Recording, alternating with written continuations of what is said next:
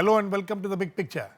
The last 2 days has witnessed Indian Prime Minister Narendra Modi involved in some robust diplomacy at Vientiane in Laos, attending the Asean and East Asian summits, apart from having a series of bilateral meetings with many world leaders including US President Barack Obama and Japanese Prime Minister Shinzo Abe. India, which has for last over 2 decades been engaging the 10 ASEAN countries, this year marked the 20th anniversary of its full dialogue partnership with ASEAN.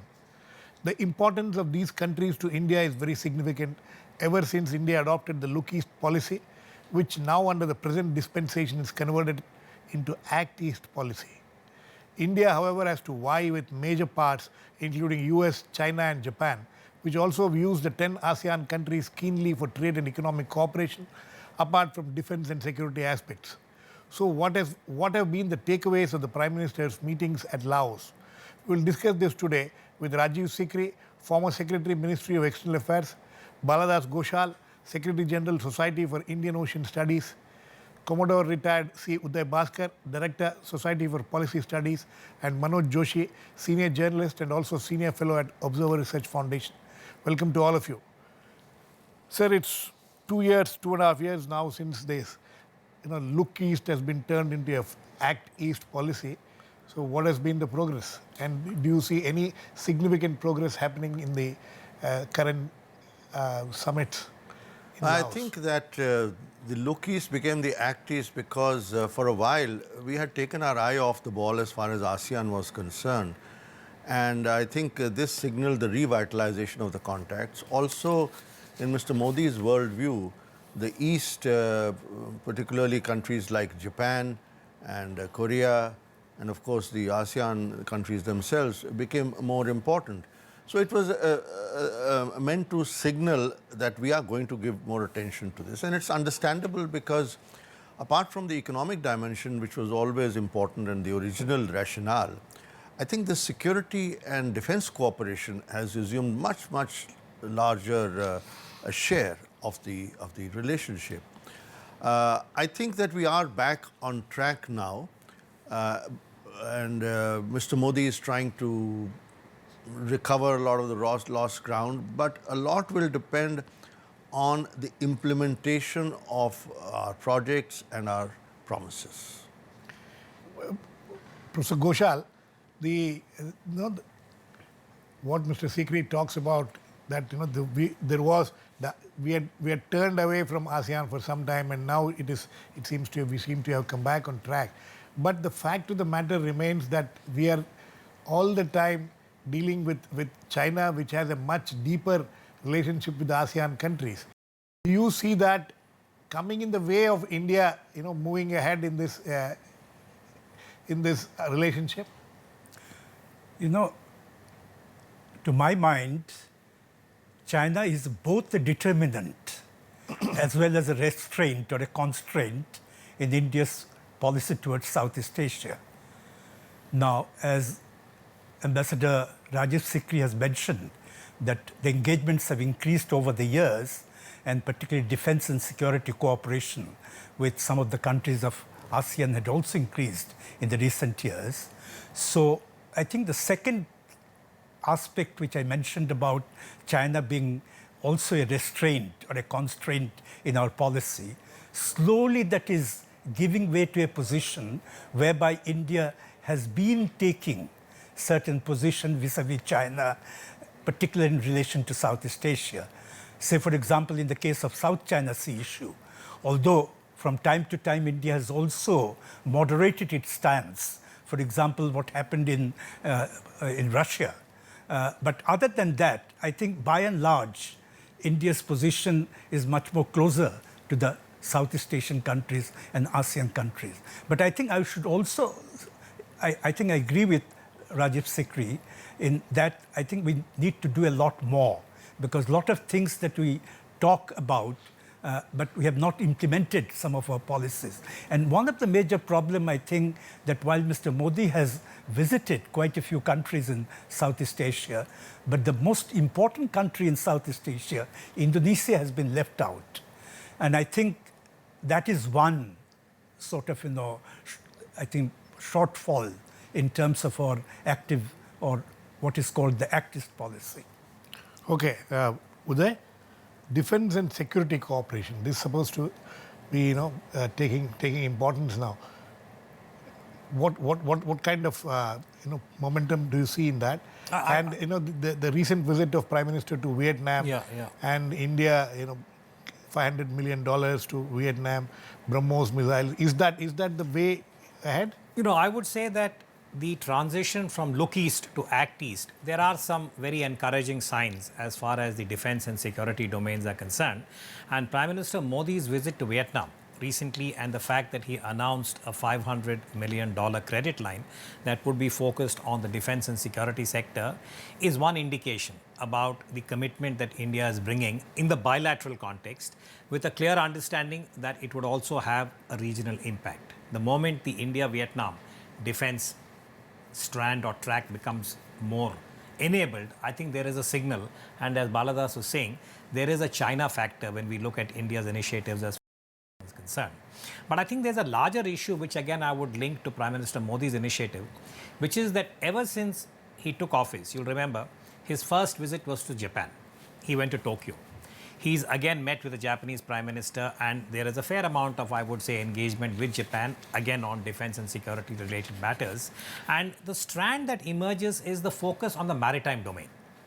Now, repeatedly, Prime Minister Modi has been speaking about the Sagar equivalent, which is security and growth for all in the region, with a clear maritime underpinning.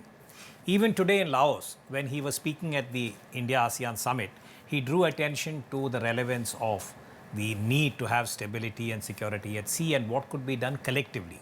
So I think that is one of the interesting points, that there is continuity going back really to Prime Minister Narasimha Rao's time, when we started the first naval engagement, which was under the banner of the Milan exercises.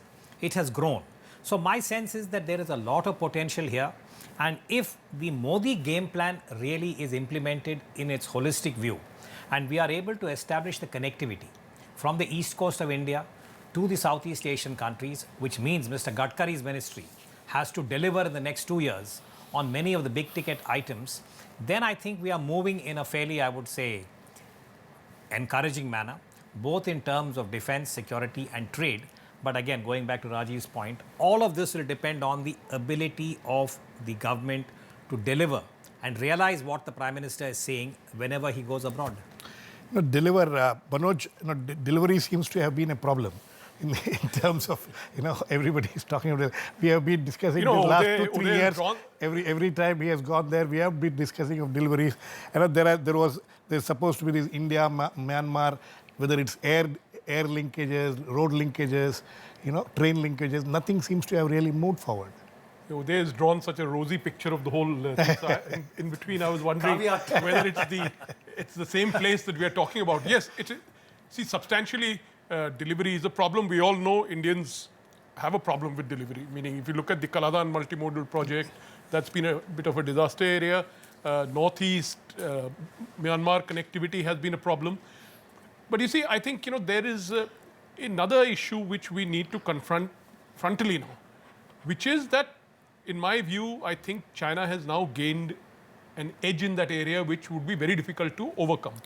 I mean, you can't really call it an edge. They're far ahead, actually. Yeah, well, see, in the sense, in terms of trade, yes, in terms of influence, for example, Thailand, Laos, Cambodia are three countries which have become very much closer to China than they are even to the, let's say, the United States, leave alone us. Myanmar is a bit of, has a lucky spot in the sense it's become more balanced policy.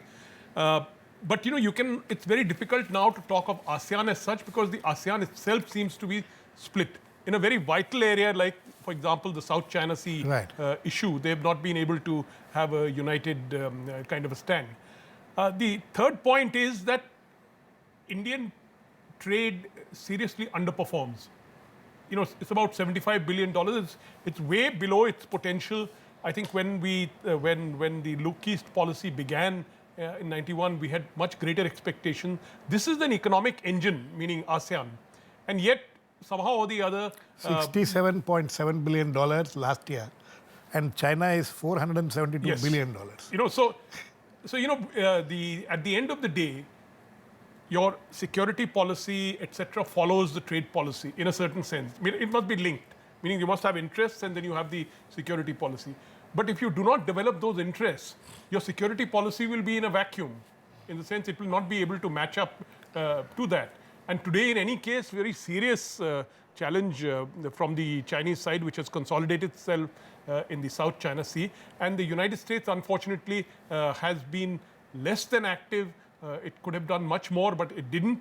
And so the result is that the key to our relationship today is the linkage with Japan, which I think is the positive one, which I think we have huge potential.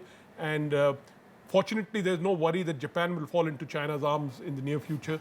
So there's a good potential combination there, which we should take advantage of. Mr. Sikri, the question of Americans also having a interest there, China having interest there, and Japan, and now Korea also seems to be, South Korea seems to be. So is India up to it in trying to compare and compete with this kind of? This region has always had more Chinese influence than Indian influence, at least in those countries which are on the Pacific side. But the problem has been now in recent years that China wants to dominate the region. And there's a pushback which is coming to that from the United States, from the countries of the region themselves, and of course India, because while we may not be directly involved, I think the freedom of navigation in the South China Sea, the overflights, all this is of vital importance. And our linkages with Japan, the South China Sea is important. So India has to play an active role there for the sake of its own interests and also to counter what Chinese are doing in our neighborhood in South Asia. I mean, if they are turning up the heat on us here, we should have some counter strategy, and I think our relationship with Vietnam in the defense field is part of that strategy. But I think I'd like to re-emphasize the point that Baladas made, that Indonesia is a very big missing link. But here the fault may not be entirely ours, because I think the president of Indonesia is somebody who's not really playing the kind of active role that the leader of Indonesia should be playing in foreign affairs. Is it because of the domestic problems? Well, it's his own temperament and so forth also. But, now ASEAN is divided. And yet, all the countries have an interest in this region. So nobody is going to let this region be dominated by any other power. The ASEAN was set up to prevent this kind of rivalry. Now that ASEAN is divided, the other countries, whether it's the United States or China or Japan or India, are stepping in. So ASEAN is in a difficult position, but I think it's something. That is why when we say that ASEAN is central to our local East policy, we are saying we want ASEAN to remain united, we want to remain strong and stable, and we will do whatever it takes to help in this direction within the limits of our capabilities. So, Professor Ghoshal, how fragile is the problem as far as ASEAN is concerned among themselves? Each nation, each of these 10 nations have their own internal domestic problems, but are those internal domestic problems not serious enough that they don't disintegrate ASEAN itself? I think there are some serious problems in ASEAN at the moment. I think they will be having their 50th anniversary next year. And I think ASEAN is now in the midst of a midlife crisis and would find it very difficult to keep its relevance as well as its centrality in the security or economic architecture of Asia. I mean, although they have been, even in this particular Laos meeting, they have again emphasized about ASEAN centrality. But I think that is even some of the ASEAN countries themselves are questioning whether they're able to maintain that centrality. I think the main problem had been that they are a little bit sort of uneasy about the relationship with China, and China has been able to divide the ASEAN between those states who are having claims on South China Sea and those who are not having claims. But recently, particularly in the last 1 year, there had been also problems with countries which do not have a claim on South China Sea, for example, in the case of Indonesia. And in fact, there have been even clashes between and Indonesia was able to even take control of one of the Chinese ships, and that led to some bickerings between Indonesia and China.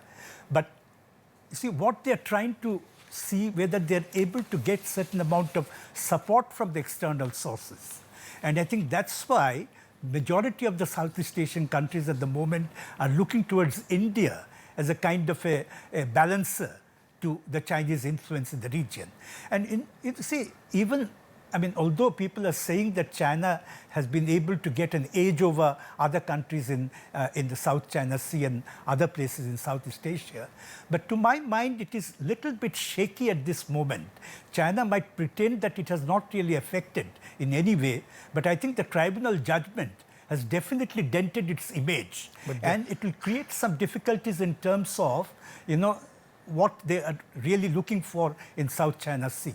Maybe it's a temporary kind of a gain that China might attain, but from a long-term perspective, I don't think China can afford to antagonize most of the Southeast Asian countries and still can retain its supremacy within the region. Uday, do you agree with that? Well, because the Chinese have generally ignored the tribunal's order. It says that we don't accept it. No, they may have rejected it in public. I think they have not accepted, saying the tribunal has no jurisdiction and locus to even look at this issue. But that having been said, I think the way in which China was dealt with as far as the tribunal verdict was concerned is something which seems to have caught them quite by surprise, because they had expected that there would be some kind of wriggle room, which is not there.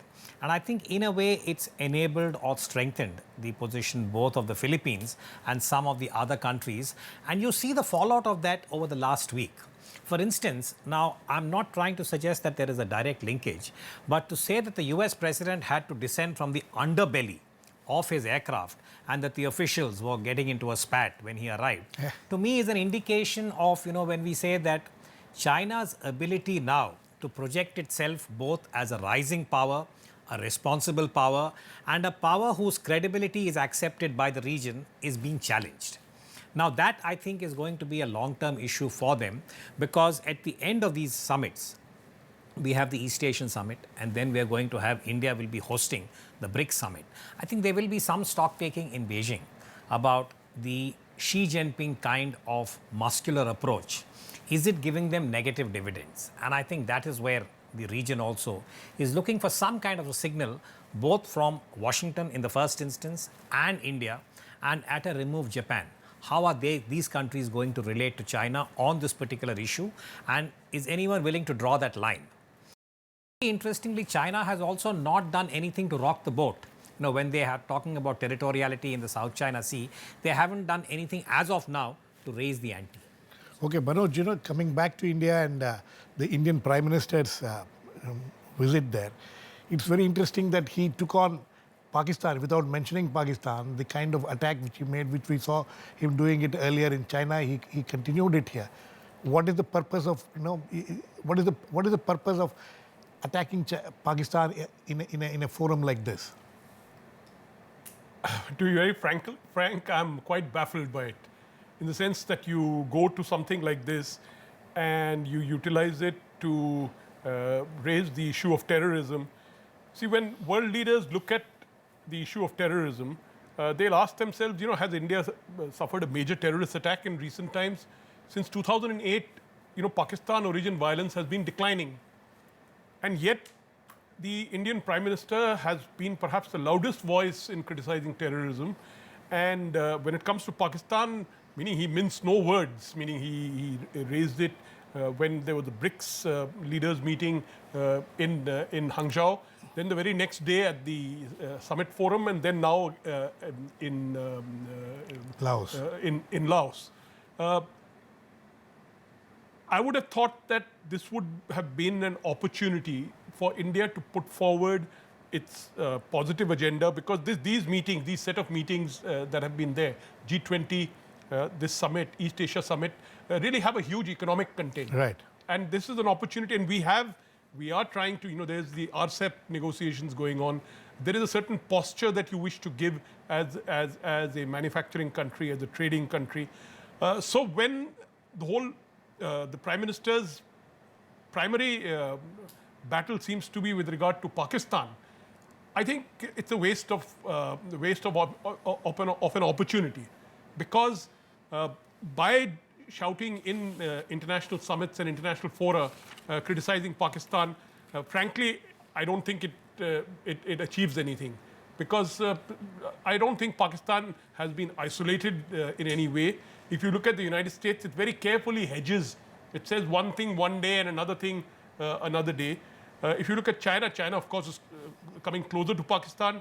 Along with that, it's bringing Russia, which used to be a good friend of ours, that's coming close to Pakistan. Pakistani ties with Saudi Arabia, others seem to be fine. The Europeans, they seem to be so inward looking that they're not even looking at some of these issues. So I truly wonder whether this was the right place. But I'm game, after all, he's the Prime Minister of India. He's been advised by senior officials. Perhaps there's a strategy there, but I'm not able to fathom it. What is the strategy, sir? Well, obviously I don't know. What could be the strategy?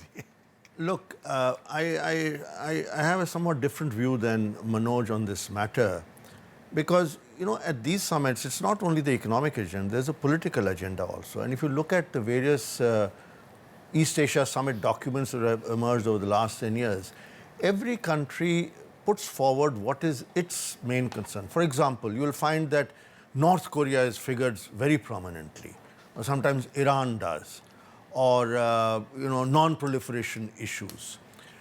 So if we have a concern about terrorism, and I think that concern has become much more acute now, and we have a definite shift. Some of these ASEAN nations also have suffered terrorism. They also have similar concerns, because the same groups are operating out of these countries also. So in fact, I would say that this is a good opportunity, because if this is our main foreign policy concern for the moment, which was articulated by the Prime Minister from the Red Fort. So now he is following up on that, saying that, okay, I want to sensitize. What kind of an outcome do you expect? He wants to sensitize the leaders of the main powers about our concerns. And he's telling them, you'd better take this on board, because this is my prime concern. And when the countries have interest with India, they will listen. It's not that they're going to ignore what the Prime Minister of India is saying. Because when he says something forcefully, it means something. Just like when America talks about Iran or Japan talks about North Korea, others listen to it. And somewhere it seeps in. So this is a continuation of the strategy, I think, that Mr. Modi had begun a few weeks ago, of taking an aggressive posture vis-a-vis Pakistan. I think he's completely given up on Pakistan for the moment, and he's trying to raise the costs. So when Pakistan is... But the Indian High Commissioner recently said that Modi the Prime Minister may go to Pakistan. Look, this is just the media, which I think is over-interpreting. He said the right thing. He's the High Commissioner there. He said, as of now, he is looking forward to coming. But I don't know what will happen in the future. And the spokesperson said, well, these things are not decided so many months in advance. He's not going to say that the Prime Minister is not coming to Pakistan. Anyway, Uday, so this Pakistan orientation, how do you look at it? Well, I again do you think that it'll have any positive outcome? It'll have any echoes among the nations? I think it will have a political and diplomatic fallout. Now, if you were to ask me as a security analyst, what Mr. Modi said at these various summits, will it in any way impact Pakistan and compel it to change its behavior? The answer is no. I think an emphatic no.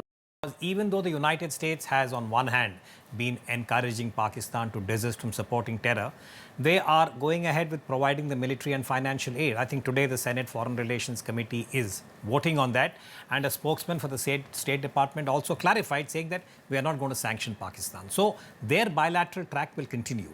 But I feel, Girish, on this, that for India, to me, as an analyst again, the primary security challenge is the nature of the China-Pakistan cooperation. China provided Pakistan nuclear weapons and missiles more than 20 years ago, in 1990. Pakistan has used that in many ways to increase its ability to play the terror card. This is the reality. I think this is the first time an Indian Prime Minister has been as candid in focusing and showing up China to be less than responsible. On one hand, it wants to project this image of being a responsible power. At the same time, it is acting in a manner where it is abetting terrorism. So I think he's done something very candid. Now, does it impact India-China in trade? So are you saying that actually the Prime Minister's aim was on China while talking about Pakistan? I think so, because when he said that, here is a country which is rewarding those who are supporting terror, the finger is towards China. Mr. Sikri, So would I you think agree with he's that? used the I opportunity. think that the growing China-Pakistan nexus is a very, very important strategic concern of ours. And I think that the Prime Minister's statements on Balochistan and POK are as much directed at the China-Pakistan nexus as against Pakistan by itself. Because, let's not kid ourselves. The Chinese moves to establish this corridor has huge negative implications for us. But I have one view on this. My point is, when you're confronted that in your border, your northern border and your western border, the two countries have come together, shouldn't the primary task of your diplomacy and your security policy be to try and split the two? Meaning that's what Instead I of would bringing imagine. them But together. here what seems to be happening is that you're actually uniting the two. So and you have no other answers. No, that's an interesting. Yes, Professor Ghoshal. I think this sudden attack on Pakistan had something to do with the not so subtle. Pakistan-China. It's not really so subtle. It's not a sudden. I mean, It's not true. sudden, nor But is what it I'm subtle. trying to suggest is that his major sort of, this attack against, any kind of terrorist attacks and Pakistan-related thing, I think was also directed towards China, essentially in the light of China-Pakistan defense kind of thing. And another thing, I think, why Modi has been talking about terrorism quite often, because, this kind of things also strikes a familiar chord in Southeast Asia, particularly Islamic countries. In Malaysia and Indonesia, recently are really concerned about the threat of extremism, and they are concerned about the growth of the ISIS sentiments within both Malaysia and Indonesia. But another point that I wanted to say about this Chinese position, interestingly, in this in the summit, there was also a meeting between China and ASEAN, and although it was not publicized very much, but in small print, certain developments have taken place. One is that they have given a declaration in which they said that they will have a code for unplanned encounter in sea. For the first time, this particular thing was mentioned, that they will agree. And the second thing they agreed, also about freedom of navigation and overflight. Now, between China and ASEAN, never before there has been any such thing which was included. Although this has not been sort of, a joint statement, but in the ASEAN-China thing, this has come out. Okay, sir. I think on that note, we need to end. It's a process which we'll have to keep following up all the time. But this aspect of the Prime Minister focusing on Pakistan and its support to terrorism is a very interesting aspect. And as some of my panelists have pointed out, why and how it will benefit or impact is something to be seen. Thanks to all my guests. Please keep watching. We'll come back with another issue, the big picture, same time.